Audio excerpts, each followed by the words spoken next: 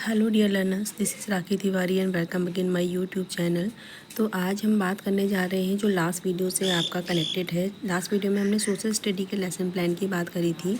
इसमें मैंने आपसे कहा था कि सोशल स्टडी क्या है, आपके 4 पार्ट में डिवाइड होता है। इट मीन्स 4 जो सब्जेक्ट्स हैं वो सोशल स्टडी के अंदर इंक्लूड होते हैं। जैसे कि मैंने यहाँ मेंशन कर रखा है, history, geography, civics and economics. तो ये 4 सब्जेक्ट जो होते हैं, यानी कि इसके सोशल स्टडीज़ के जो सब्जेक्ट होते हैं उनके जनरल ऑब्जेक्टिव्स कैसे होते हैं या उनके कैसे फ्रेम किए जाते हैं, आज हम उस पर बात करेंगे। क्योंकि कई बार बच्चों को ये प्रॉब्लम हो जाती है कि आखिर इन पे जनरल ऑब्जेक्टिव कैसे बनाएं, क्या सिर्फ एक ही सोशल स्टडी वाले बनते हैं या फिर ये जो सब सब्जेक्ट हैं हिस्ट्री, ज्योग्राफी, सिविक्स, इकोनॉमिक्स इस पे बनते हैं। तो बहुत कन्फ्यूज़न रहता है। तो उस कन्फ्यूज़न को मैं रिलीज़ करने के लिए या उस कन्फ्यूज़न को ख़त्म करने के लिए वीडियो लेकर आई हूँ।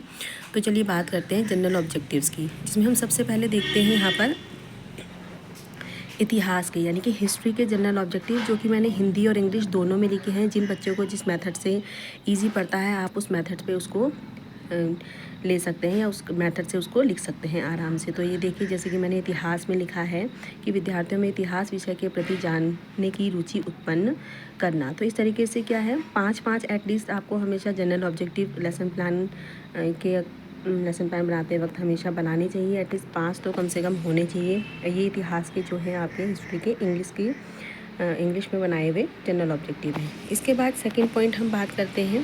पहला पार्ट आप अच्छे से देख लीजिए, इतिहास के अकॉर्डिंग है, यानी कि हिस्ट्री के अकॉर्डिंग मैंने ये जनरल ऑब्जेक्टिव फ्रेम किए गए हैं। तो जितने भी हिस्ट्री के लेसन प्लान आप फ्रेम करेंगे उसमें यही जनरल ऑब्जेक्टिव उसके अंदर आप लिखेंगे। उसके बाद बाकी जो स्पेसिफिक ऑब्जेक्टिव्स होते हैं वो अकॉर्डिंग टू द टॉपिक होते हैं। ठीक है, तो ये हिस्ट्री के थे जनरल ऑब्जेक्टिव। अब जो नेक्स्ट है वो है आपके ज्योग्राफी की।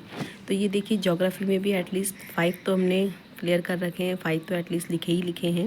उसके बाद इंग्लिश में भी मैंने लिख रखे हैं, ये देखिए अच्छे से आप देख लीजिएगा। इसी तरीके से आप जब ज्योग्राफी का लेसन प्लान फ्रेम करेंगे तो उसमें इसी तरीके से जनरल ऑब्जेक्टिव को फ्रेम करेंगे। फिर हम बात करते हैं सिविक्स, नागरिक शास्त्र।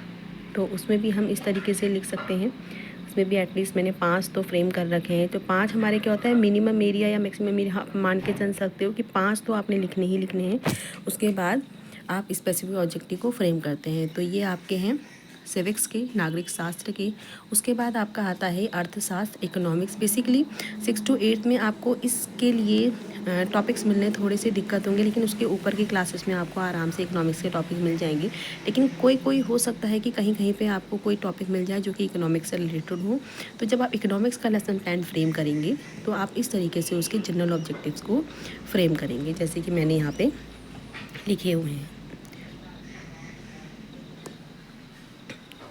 तो गाइस, आज हमने बात करी थी हमारे जो सोशल स्टडी का लेसन प्लान था हमारे लास्ट वीडियो में, उसमें जो हम जनरल ऑब्जेक्टिव फ्रेम करते हैं कि मैंने ज्योग्राफी का लेसन प्लान बनाया था। तो उसमें ज्योग्राफी के लेसन प्लान को के अकॉर्डिंग जनरल ऑब्जेक्टिव बनाए थे। तो आपको यहाँ पे कोई प्रॉब्लम ना हो, ताकि जब भी आप सोशल स्टडी का लेसन प्लान बनाएं तो उसमें जो 4 पार्ट है, history, geography, civics and economics, तो इसमें किस तरीके से जनरल ऑब्जेक्टिव को फ्रेम किया जाता है मैंने आज ये वीडियो में हमने डिस्कस किया। तो किस तरीके से फ्रेम किया जाता है तो ऐसा मैंने बताया है। तो आई होप आपको ये वीडियो अच्छा लगा हो। ज़्यादा से ज़्यादा अपने लोगों को ये शेयर करें, अपने साथियों को शेयर करें, ताकि उनको सोशल स्टडी के लेसन प्लान बनाने में जो जनरल ऑब्जेक्टिव होते हैं उसमें कोई इनको दिक्कत महसूस ना हो।